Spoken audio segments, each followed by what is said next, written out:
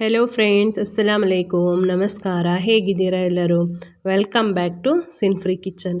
ನಾನಿವತ್ತು ಒಂದು ಸೂಪರಾದ ಮಶ್ರೂಮ್ ಬಿರಿಯಾನಿ ರೆಸಿಪಿನ ನಿಮ್ಮೊಂದಿಗೆ ಶೇರ್ ಮಾಡ್ತಿದ್ದೀನಿ. ಇದು ಮಾಡೋಕ್ಕೆ ತುಂಬ ಈಸಿಯಾಗಿದೆ. ರೆಸಿಪಿನ ಸ್ಟಾರ್ಟ್ ಮಾಡೋಣ ಬನ್ನಿ. ಮೊದಲಿಗೆ ನಾನು ಇದು 1 ಪ್ಯಾಕ್ ಆಗುವಷ್ಟು ಮಶ್ರೂಮನ್ನು ತೊಗೊಂಡಿದ್ದೀನಿ. ಇದು ಬಟನ್ ಮಶ್ರೂಮ್. ಯಾವುದು ಮಶ್ರೂಮಲ್ಲಿ ಬೇಕಾದರೆ ಇದನ್ನು ಮಾಡ್ಬೋದು. ತುಂಬ ಸೂಪರಾಗಿರುತ್ತೆ. ನೋಡಿ, ಇದನ್ನು ಈ ಥರ ಮೇಲಿಂದ ಈ ಥರ ಸಿಪ್ಪೆ ಎಲ್ಲ ತೆಗೆದು ಇದನ್ನು ಈ ಥರ ಕ್ಲೀನ್ ಮಾಡಿ ಇಡಬೇಕು.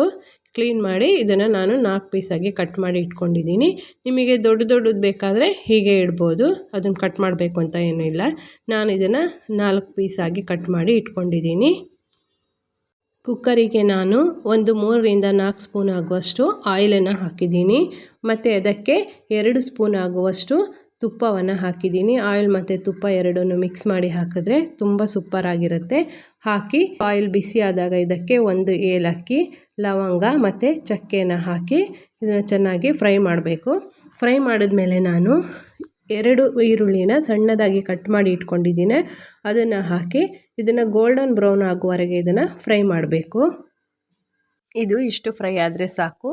ಈಗ ನಾವು ಇದಕ್ಕೆ ಒಂದು 3 ಪಲಾವ್ ಎಲೆನ ಹಾಕಿ ಅದನ್ನು ಸಹ ಫ್ರೈ ಮಾಡಬೇಕು. ಇದಕ್ಕೆ 1.5 ಸ್ಪೂನ್ ಆಗುವಷ್ಟು ಶುಂಠಿ ಬೆಳ್ಳುಳ್ಳಿ ಪೇಸ್ಟನ್ನು ಹಾಕಬೇಕು.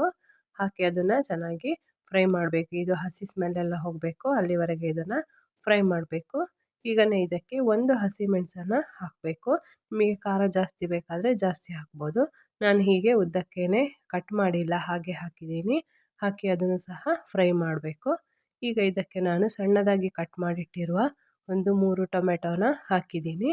ಹಾಕಿ ಅದನ್ನು ಸಹ ಫ್ರೈ ಮಾಡಬೇಕು. ಇದು ಟೊಮೆಟೊ ಸಾಫ್ಟ್ ಆಗೋವರೆಗೆ ಇದನ್ನು ಚೆನ್ನಾಗಿ ಫ್ರೈ ಮಾಡಬೇಕು. ಈಗನೇ ಇದಕ್ಕೆ ನಾವು ರುಚಿಗೆ ಬೇಕಾದಷ್ಟು ಉಪ್ಪನ್ನು ಹಾಕೋಣ. ನಾನು ಇದಕ್ಕೆ 2 ಸ್ಪೂನ್ ಆಗುವಷ್ಟು ಉಪ್ಪನ್ನು ಹಾಕಿದ್ದೀನಿ. ಹಾಕಿ ಇದನ್ನು ಚೆನ್ನಾಗಿ ಫ್ರೈ ಮಾಡಬೇಕು. ಫ್ರೈ ಮಾಡಿ ಈಗ ನಾವು ಮಸಾಲೆಗಳನ್ನೆಲ್ಲ ಹಾಕೋಣ. ಮಸಾಲೆಗೆ ನಾನು ಮೊದಲಿಗೆ ಇದಕ್ಕೆ 2 ಸ್ಪೂನ್ ಆಗುವಷ್ಟು ಧನಿಯಾ ಪೌಡರನ್ನು ಹಾಕಿದ್ದೀನಿ. ಇದು ಸಣ್ಣ ಸ್ಪೂನಲ್ಲಿ 2 ಸ್ಪೂನ್ ಆಗುವಷ್ಟು ಹಾಕಿದ್ದೀನಿ.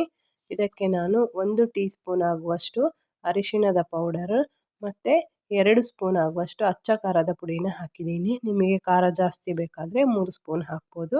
ನಾನು 2 ಸ್ಪೂನ್ ಹಾಕಿದ್ದೀನಿ. ಮತ್ತು ಇದಕ್ಕೆ 1 ಸ್ಪೂನ್ ಆಗುವಷ್ಟು ಗರಂ ಮಸಾಲೆ ಪುಡಿನ ಹಾಕಿ ಇದನ್ನು ಚೆನ್ನಾಗಿ ಮಿಕ್ಸ್ ಮಾಡಬೇಕು. ಈಗನೇ ಇದಕ್ಕೆ 1 ಹಿಡಿ ಆಗುವಷ್ಟು ಕೊತ್ತಂಬರಿ ಸೊಪ್ಪನ್ನು ಸಣ್ಣದಾಗಿ ಕಟ್ ಮಾಡಿ ಇಟ್ಟಿದ್ದೀನಿ. ಅದನ್ನು ಹಾಕಬೇಕು.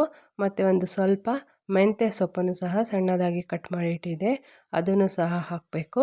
ಹಾಕಿ ಅದನ್ನು ಚೆನ್ನಾಗಿ ಮಿಕ್ಸ್ ಮಾಡಬೇಕು. ಮಿಕ್ಸ್ ಮಾಡಿದ್ಮೇಲೆ ಇದಕ್ಕೆ 1 ಸಣ್ಣ ಸ್ಪೂನಲ್ಲಿ 2 ಸ್ಪೂನ್ ಆಗುವಷ್ಟು ಮೊಸರನ್ನು ಹಾಕಿ ಅದನ್ನು ಸಹ ಚೆನ್ನಾಗಿ ಮಿಕ್ಸ್ ಮಾಡಬೇಕು. ಈಗ ಇದಕ್ಕೆ ನಾನು 1 ಹಿಡಿ ಆಗುವಷ್ಟು ಪುದೀನ ಸೊಪ್ಪನ್ನು ಹಾಕಿ ಚೆನ್ನಾಗಿ ಮಿಕ್ಸ್ ಮಾಡಿ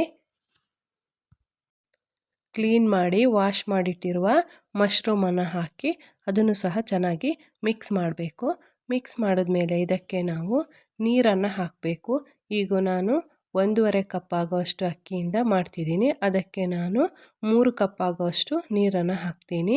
ಈಗ 1 ಕಪ್ ಅಕ್ಕಿಗೆ 2 ಕಪ್ಪು ನೀರು ಮತ್ತು ಅರ್ಧ ಕಪ್ಪು ಅಕ್ಕಿಗೆ 1 ಕಪ್ಪು ನೀರನ್ನು ಹಾಕಿದ್ದೀನಿ. ಈ ಅಳತೆಯಲ್ಲಿ ನಾನು 3 ಕಪ್ಪು ನೀರನ್ನು ಹಾಕಿ ಅದನ್ನು ಚೆನ್ನಾಗಿ ಮಿಕ್ಸ್ ಮಾಡಿ ನೀರು ಕುದ್ಮೇಲೆ ಇದಕ್ಕೆ ಉಪ್ಪು ಖಾರ ಎಲ್ಲ ಕರೆಕ್ಟಾಗಿದೆಯಾ ಅಂತ ಒಂದು ಸತಿ ನೋಡ್ಕೋಬೇಕು. ನೋಡಿಕೊಂಡು ಇದಕ್ಕೆ ಸ್ವಲ್ಪ ಉಪ್ಪು ಕಮ್ಮಿ ಇತ್ತು, ಅದಕ್ಕಾಗಿ ನಾನು ಉಪ್ಪು ಹಾಕಿದ್ದೀನಿ. ಹಾಕಿ ಇದನ್ನು ಒಂದು ಸತಿ ಚೆನ್ನಾಗಿ ಮಿಕ್ಸ್ ಮಾಡಬೇಕು. ಮಿಕ್ಸ್ ಮಾಡಿ ಇದಕ್ಕೇ ನಾನು ಸ್ವಲ್ಪ ಕೊತ್ತಂಬರಿ ಸೊಪ್ಪು ಮತ್ತು ಸ್ವಲ್ಪ ಪುದೀನಾನ ಮೇಲೆ ಹೀಗೆ ಹಾಕ್ತಿದ್ದೀನಿ. ಹಾಕಿ ಅದನ್ನು ಒಂದು ಸತಿ ಚೆನ್ನಾಗಿ ಮಿಕ್ಸ್ ಮಾಡಿ ಇದಕ್ಕೆ ನಾನು ಕ್ಲೀನಲ್ಲಿ ವಾಶ್ ಮಾಡಿಟ್ಟಿರುವ ಅಕ್ಕಿಯನ್ನು ಹಾಕ್ತೀನಿ. ಹಾಕಿ ಅದನ್ನು ಚೆನ್ನಾಗಿ ಒಂದು ಸತಿ ಮಿಕ್ಸ್ ಮಾಡಬೇಕು. ಮಿಕ್ಸ್ ಮಾಡಿ ಇದಕ್ಕೆ 2 ವಿಷಲ್ ಮಾಡಬೇಕು.